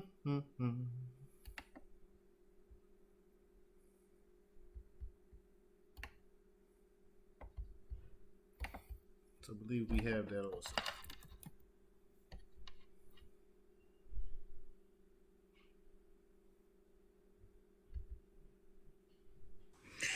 I apologize to anyone this video may be embarrassing to. Let's just jump right into it. Some of you may know me or may not. I'm a music producer who's a writer and musician. Different genres. I started in the gospel and jazz and R&B and worked my way over to the hip hop side. I've been working on an album. I took a year off straight working on this album. That album is the Love album, Off the Grid by Diddy. And it's Grammy nominated right now as we speak. I should be celebrating, but the truth is I'm not. Taking this album on has required so much time, months and at a time, 16 hours to 24 hours a day. Sometimes, Diddy will request certain works to be done and tell us don't go to sleep until it's done. And the truth is we'll be up for days trying to accomplish that. I've tried to get my business straight with them on this album, but the truth is they're not playing fair. They hit me on below the belt on so many situations. Just dealing with this. It's the contract that they give me and the offer that they gave me was just disgusting. First of all, let me also stop and say, do y'all see how nervous this man looks right now to even be making this video? I mean, rightfully so. The things that you've been around, the things that you've heard. That's why I wanted to wait to play this video a little bit. The things that he's been around and heard and experienced, you can tell this man is scared for his motherfucking life. He has no type of experience in dealing with this type of monster. He doesn't even know what he's going to do next. He doesn't know if he's ever going to get his money. He's just basically in fear for his life making this video. I feel for this man almost. This is kind of sad. The producer fee, pennies, and on top of that, these guys are trying to steal my publishing. I can't go for that, so I'm fighting back. He's a fighter, but I'm going to put in this fight. I got to do it for myself, my rights, and most importantly, my kids. Taking my publishing or stealing it I'm not going to let that happen. Not going to let that happen. Again, this is one of those projects that took so much time from me. I missed holidays with my family, just out working on this album. At what point I was running around with the hard drives, the computer, just to run the ball on this album, to finish the production on it, make sure that this album came to, a good project with good vibes, just where it is right now. And just to be offered little to no participation in this is highly disrespectful. I won't be that guy 20, 30 years from now looking back saying, I wish I'd done this. I'm going to do this now. Doing this situation is not easy. Taking Puff to court, suing him is not easy. I don't have the monies that it's going to take to fight him in court. So I'm just asking, if you're in support, please. The link is in my bio to my GoFundMe. The money will go towards my attorney fees and to just make sure I'm keeping my head above water during the process. I really appreciate this. Thank you so much.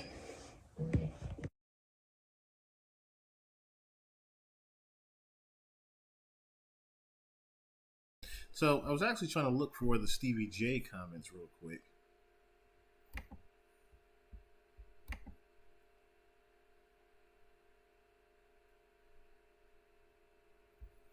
And they actually don't have the response here, it looks like.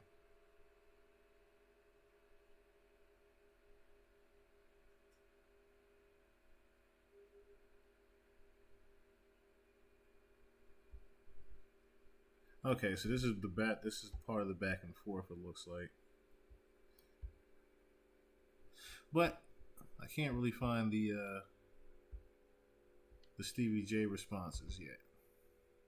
Anywho, let us get back into the actual report. Oh, that's what I wanted to play you guys. This right here of them actually trying to steal the publishing. Go ahead, because I run shit here, nigga. You feel me? I run shit. Yeah, you do. Yeah. Lil Rod ain't worth giving this kingdom to if we don't control his publishing. I can solve his efforts with 3 other human beings. He's eating at our table, and I like his backstory, but you need to have other people. It's hard to work with him unless we have his pub. He's a piece of shit human, but we do not need his talent unless we can work with him. Yeah. Unbelievable. And that's how they do you in the music industry. Such sad shit there. That's pretty damn sad, honestly. That is pretty damn sad. But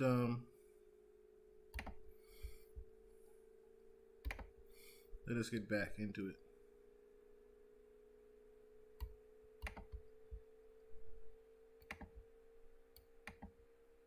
So,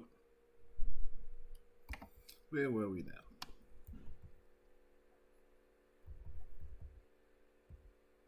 Yeah, so Mr. Combs used his power and influence to threaten and intimidate Mr. Jones. According to Mr. Jones, Mr. Combs is very forceful and demanding. Mr. Combs does not take no for an answer and would often threaten to inflict bodily harm on Mr. Jones if Mr. Jones did not comply. With his demands. As detailed above, Mr. Combs threatened to eat Mr. Jones' face. Nasty ass nigga. Nasty ass nigga.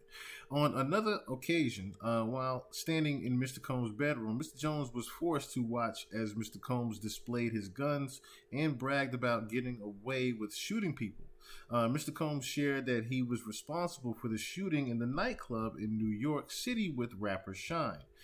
He shared that artist and Mr. Combs' girlfriend at the time, Jennifer Lopez, aka J-Lo, carried the gun into the club for him and passed him the gun after he got into an altercation with another individual. See, here is the news article. Sean Combs, Jennifer Lopez arrested after the NY shooting. Of course, because they had suspicion because she carried the gun, which of course this is why J-Lo ended up not even dealing with him afterwards. The shooting in Chalice recording studios confirmed Mr. Combs' statements. These statements reinforced Mr. Jones' fear of Mr. Combs and strengthened Mr. Combs' dominion and control of Mr. Jones. Mr. Jones was terrified of Mr. Combs. He felt like he could not tell him no. Mr. Combs consistently made it clear that he has immense power in the music industry and with law enforcement. Mr. Combs made it clear that his head of security, Fahim Muhammad, at the power, Mr. Muhammad, at the power to make people and problems disappear. Now, I remember them mentioning Mr. Muhammad, a very. This is kind of interesting how this Muhammad character has come up over the years because this isn't the first time. Remember, Gene Deal actually had mentioned this gentleman as well, that Puffy had a problem with the nation. Excuse me, not a problem.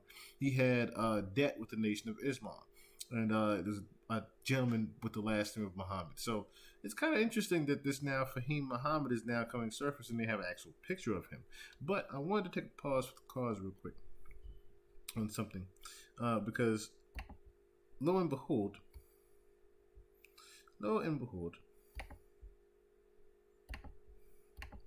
A video, I believe, surfaced recently of the woman that got shot.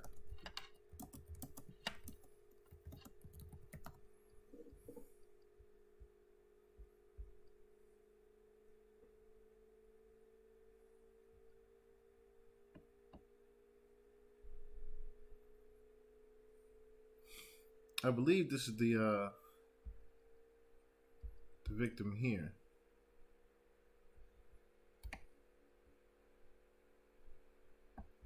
Oh, here we go.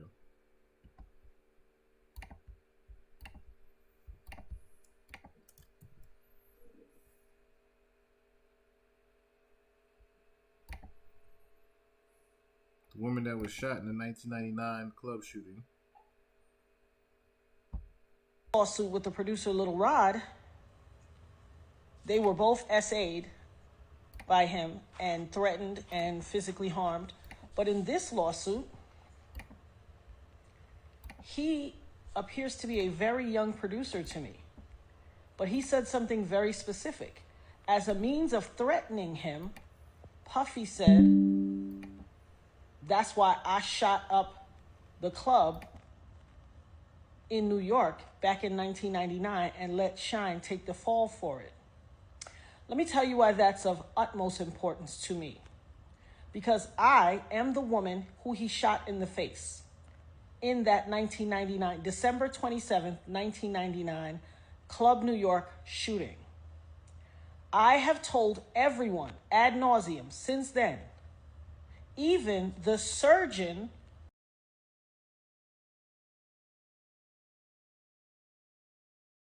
Okay, so that was basically all we really had was that one little minute right there.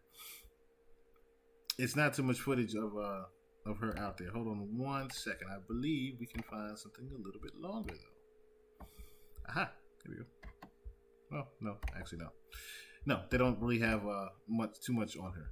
Anyway, let's get back to these court documents here. But things are coming out of the woodworks now, aren't they? This is a big can of worms right here. A huge can of worms here.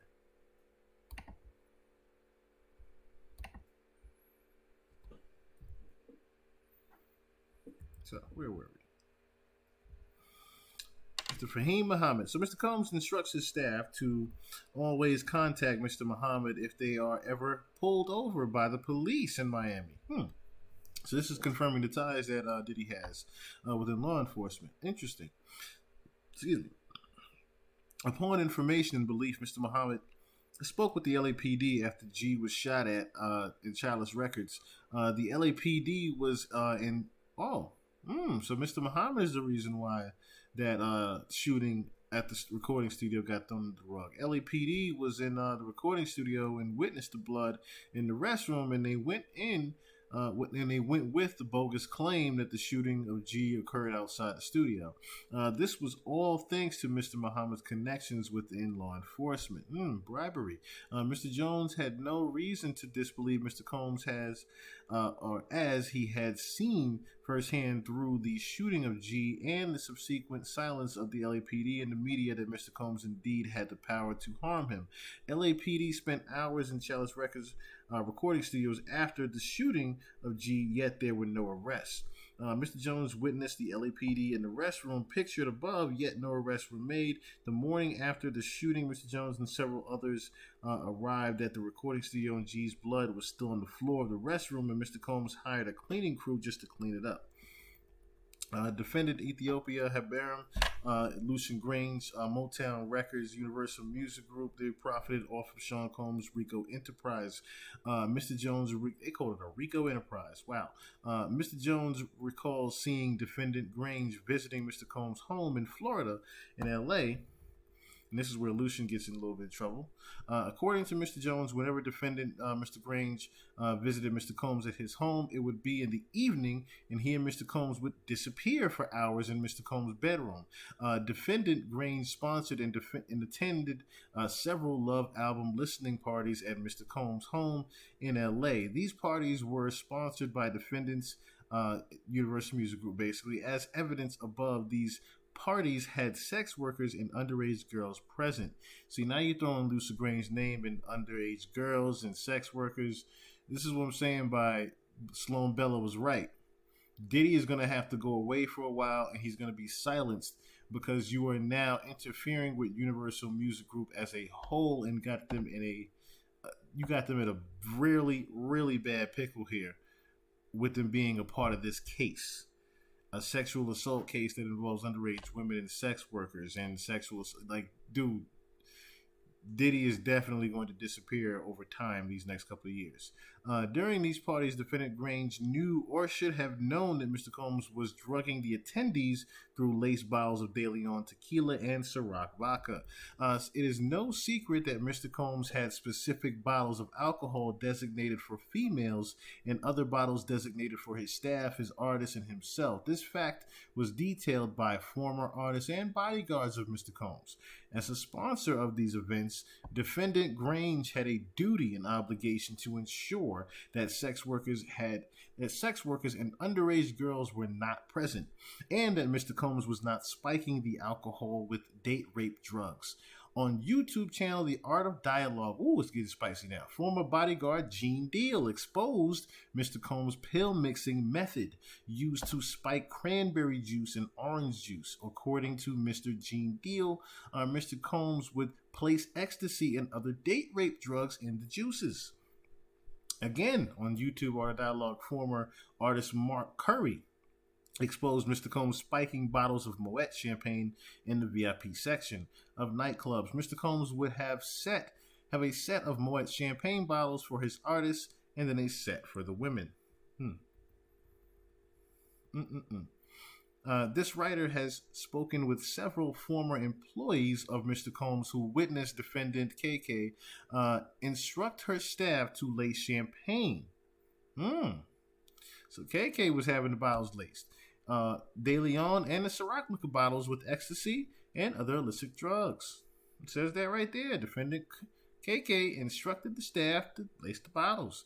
Mr. Jones recalls seeing defendant Ethiopia visiting Mr. Combs' home in Miami, Florida, and LA, California.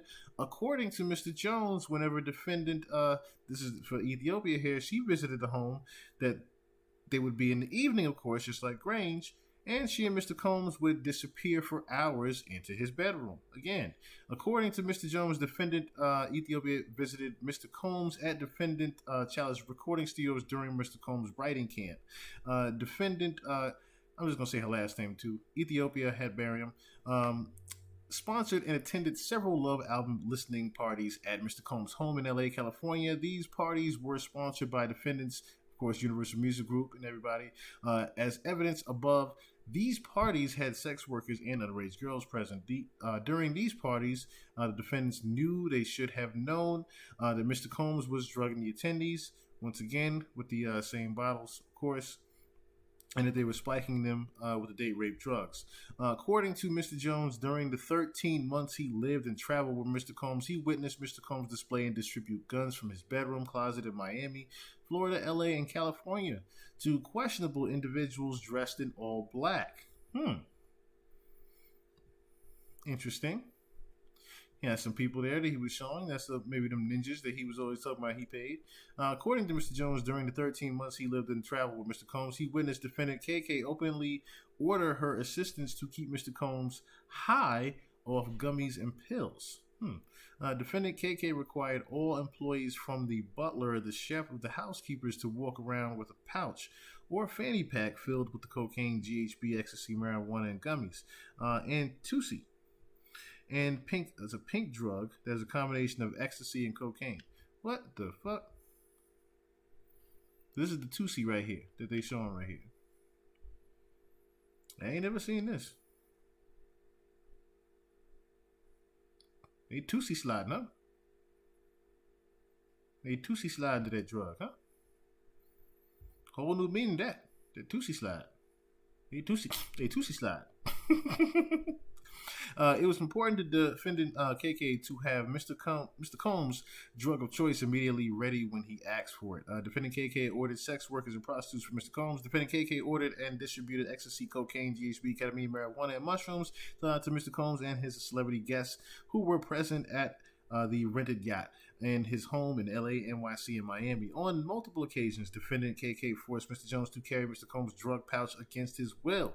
As the chief of staff, defendant KK was instrumental in organizing and executing the RICO enterprise.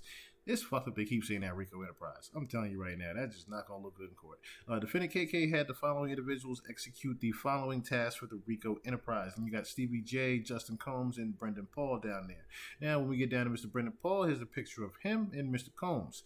Frankie Santella works alongside Brendan. While Brendan acquires and distributes Mr. Combs' drugs and guns, Frankie carries the money and pays for the guns and drugs. Kind of look familiar to Brendan and Tyreek, don't they? I'll be wondering what 50 be trying to Easter egg in these damn things since he hates Diddy so much. Here goes Frankie Santella and Sean Combs again. Then you have Muy Bien, hired sex workers, attends and participates in the freak-offs. Mr. Muy Bien is seen right here, Thanksgiving 2022, when Mr. Combs offered Mr. Jones the cocaine. It looks like the same picture, too, with the cousin that was with Young Miami, if you see there on the left. But there's Mr. Muy Bien, who also attends the freak-offs.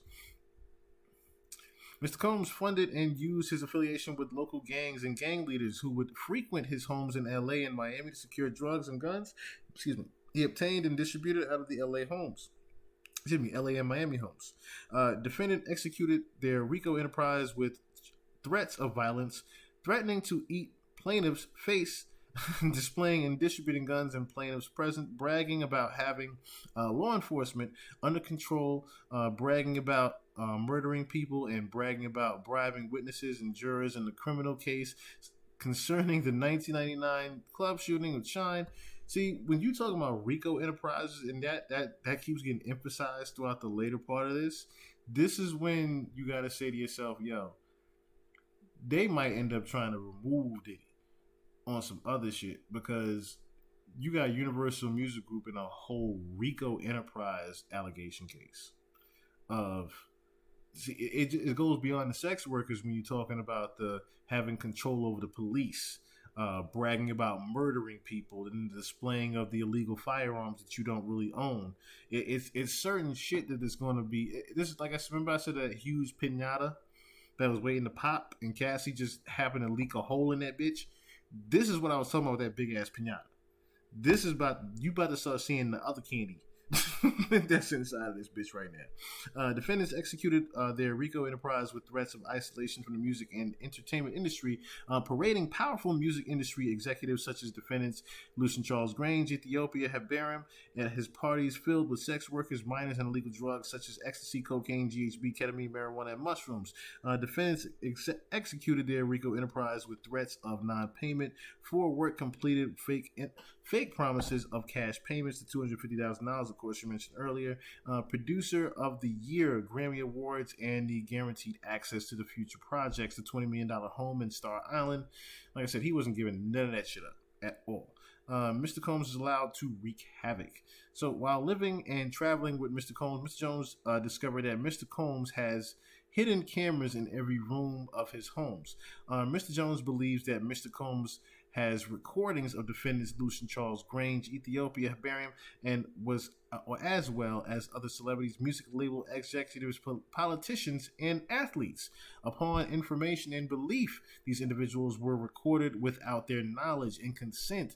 And as is the case with the homosexual sex tape of Stevie J and Mr. Combs provided to Mr. Jones, Mr. Combs possesses compromising footage of every person that has attended his freak-off parties and at his house parties. See, when you implement certain shit like this inside your case, that he has compromising footage of every person that has attended the freak-offs, that's when you're going to see the raid. Remember that raid that Reggie Wright was talking about, them tapes, that every pervert keeps his tapes? Reggie spoke about that shit and said, yo, they're going to come for Diddy for them tapes. This case right here is going to be the reason why they bust in every one of them LA and Miami homes, and they about to raid every single one of them bitches. I guarantee you within these next couple of weeks, we about to hear about a fucking raid from Diddy. How much you want to bet? Upon information and belief due to this treasure trove of evidence he has in his possession, Mr. Combs believes that he is above the law and is untouchable. Upon information and belief, Mr. Combs employs Jose Cruz as his IT director. This writer has spoken to several former employees of Mr. Combs who confirmed that Jose Cruz is the gatekeeper to all of Mr. Combs' recordings. So all they have to do is just talk to Mr. Jose Cruz. Upon information and belief, Jose Cruz intentionally hides behind the camera and from social media and the internet due to all of the incriminating acts he was required to record for Mr. Combs. And of course, we already have the causes of action. The causes of action we basically have already read, if you will.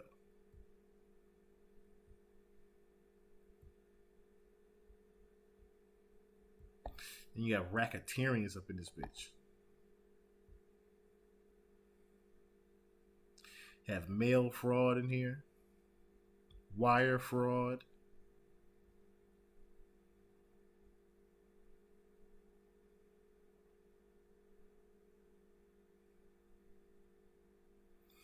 The sexual assault, of course, and walking around naked, the grooming and whatnot. It's kind of crazy. Oh, this is crazy. Like I said, this is all stuff that we had already read, but it's just the summary of it when they say the cause of action is the 8th cause of action. Of course, Mr. Jones incorporates by reference all preceding paragraphs. Yeah, see, all the causes of action is just all the stuff that we already read. He's basically, if you will, the counts basically that he's going to be charged with. But anyway, yeah, man.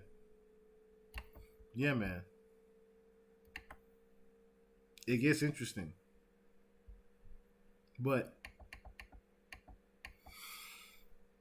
one thing I want to say that caught my attention. Gene Deals, in closing, Gene Deal said something that caught my attention real quick.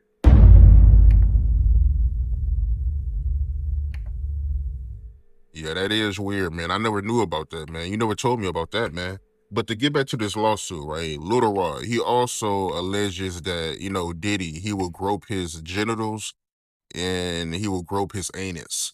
My man, I didn't understand that one right now because his anus is your asshole. His genitals is his nut. So I guess he had to be naked when Puff was doing that. Where was he at? What was he doing? Because he said that they never had sex. If you read it in the thing, they never had sex. He made claims that they never had sex, but how would he grope your anus? Your asshole? How would he play with your genitals? Yeah, it don't make sense. I mean, it don't make sense. How you wake up butt the F naked with 2 other men in the bed with Diddy and nothing happened? I think he was just trying to save face, man. But do you think it's a possibility that he meant that, Diddy will grope his, butt, instead of anus? I mean, because I'm trying to figure out how does that work? Somebody groping your anus. You're going to say your butt. The lawyer would say, what do you mean? He would say, my butt cheeks. There's a such thing called butt cheeks. Your 2 cheeks. He said anus. The anus is the asshole. How did he get that far? Didn't I say that? Lil Rod, you gotta say no to Diddy sometimes. Didn't I say that? Didn't I say that at the beginning when I read that? I said groping of the anus. How did his finger get that far? I can see him patting you on your ass, feeling you around you and shit like that. And even then, you should have elbowed or punched this nigga in the face when he would start doing that shit. Or just left. Like I said, there was so many different instances throughout this case that I kept reading saying he could have just left. All the groping and the Cuba Gooding Jr. groping him and everybody touching his nuts and feeling him up, he could have just left at any given time. So how does someone put a whole finger in your ass? No, that shit ain't funny, man. But you gotta say no. So from you reading the lawsuit, right, you feel like he had relations with Diddy. When me being a former investigator, I think Lil Rod was trying to save face on certain things, that he had somewhat of a relationship or he was doing some things with Diddy that he didn't want to really come out in that fashion, because there's no way that he gonna wake up and his anus is hurting and his genitals is all over the place and he's in the bed after being drunk or drugged and saying nothing happened. And that was another thing that stood out to me. When we read the part about him being drugged and waking up with the sex workers and his ass hurting, like Gene said, him being disgruntled and uncomfortable and feeling all kind of weird because he was drugged up the night before. And who did he say he woke up with? He said he woke up with the sex workers and Diddy naked. That told me right there, he got him. Diddy fucking got him.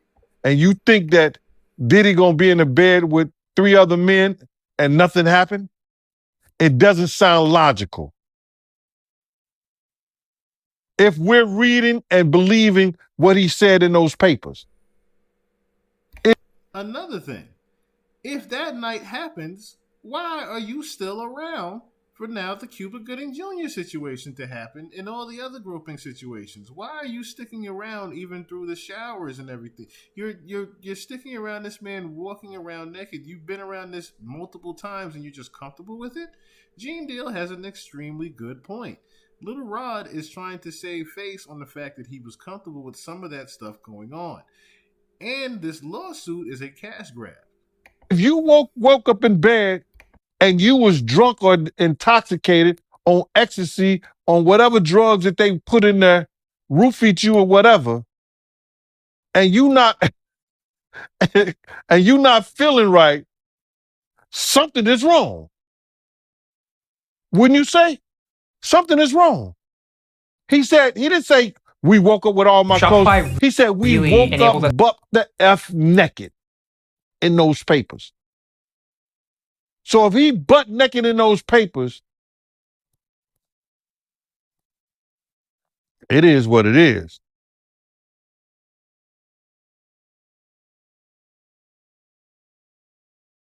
And that told me enough right there. Because he was right. He's absolutely right. You woke up butt the fuck naked with Diddy and the sex workers. There's no way, brother, that nothing happened. There's no way. No way. And furthermore, like I said, I kept saying it every time we read something out. Nigga, why you just didn't leave? There was too many times where you could have just left. You didn't have to stay for any of that stuff. But I also get if you were staying for the greater good to just capture the footage. That is enough. I'll play devil's advocate there for you. If you were staying through all that just to get the footage and put all this out there and bury Universal Music Group and Diddy along with it,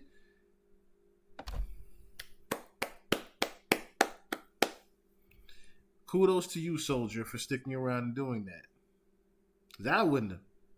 Tell you that much. But you went through a lot, Rod. And that's what I was saying. It was sad even seeing the video that you made and the GoFundMe. The fact you're a Grammy Award winning producer and have to do a GoFundMe right now is kind of crazy. That just goes to show how much they have not only bank ruined you, but they've also blackballed you. I guess more ways than one. But yeah, man. This lawsuit, like I said before, is going to be the main thing that busts this whole pinata open. Somebody just took a spiked bat and just busted the side of this shit. As we showed in the very beginning, Miss Sloan Bella has already predicted these next 3 years for Diddy. Already predicted what happened recently. Remember, that was back in November when she did that shit. I think it'll even be before that. But she predicted that something would happen to Diddy in when? March, around the Easter time. Now, I think, like I said before, that Reggie is going to be right about those tapes being. I believe SWAT is going to be coming to Diddy's house. But then these next month or two, mark my words, Reggie going to be right about SWAT entering and raiding Diddy's home for them tapes in Miami, LA, and where else they said? In New York. They're going to be raiding them houses. In them penthouses. They're going to be raiding them shits very soon. I guarantee you that shit. But like I said, this was going to be a two-parter because I'm actually going to cover some more stuff. I'm back. I'm all the way back. You know what I'm saying? We're going to cover some more stuff later on tonight, early morning. And like I said, we're going to get back to doing what we do best around here, y'all. But y'all know me. Ain't much more to it. It's been real. Yeah. Live from the Spot Podcast. I'm your motherfucking host. Yeah. Fucking Murray. We back. Yeah. Until then. My type of women like to cuddle, but don't sleep on the money. My type of women like to talk, but don't talk to no dummy. A good play, peace and pay, that's a damn good day. A good play, peace and pay, that's a damn good day. A type of dudes don't be calling, trying to blow up a phone. A type of dudes getting money, but don't leave her alone. She just need food, peace and pay, that's a damn good day. She just need food, peace and pay, that's a damn good day. Don't be mad at it, that's just what I prefer. Don't be mad at it, that's just what I prefer. Don't be mad at it, that's just what we prefer. Don't be mad at it, that's just what we prefer. I need a woman that can cook and clean. She need a good man that fuck her mean. I kick it paying all bills, yeah, I foot the fee. Yeah, I know she bad and bougie, but she good to me. We talking king shit, I love to show her royalty. I need a queen, quick to always show her loyalty. And when even a nigga off, she be on with me.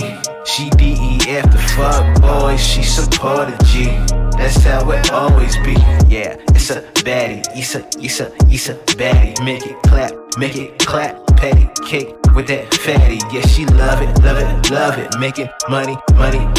Keep it coming, hate but complaining, haters do nothing. My type of women like to cuddle, but don't sleep on the money. My type of women like to talk, but don't talk to no dummy. A good play, peace and pay, that's a damn good day. A good play, peace and pay, that's a damn good day. A type of dudes don't be calling, trying to blow up a phone. A type of dudes getting money, but don't leave her alone. She just need food, peace and pay, that's a damn good day.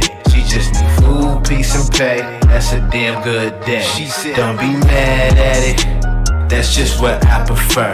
Don't be mad at it, that's just what I prefer. Don't be mad at it, that's just what we prefer. Don't be mad at it, that's just what we prefer. Don't be mad at it, that's just what I prefer. Don't be mad at it, that's just what I prefer. Don't be mad at it, that's just what we prefer. Don't be mad at it, that's just what we prefer.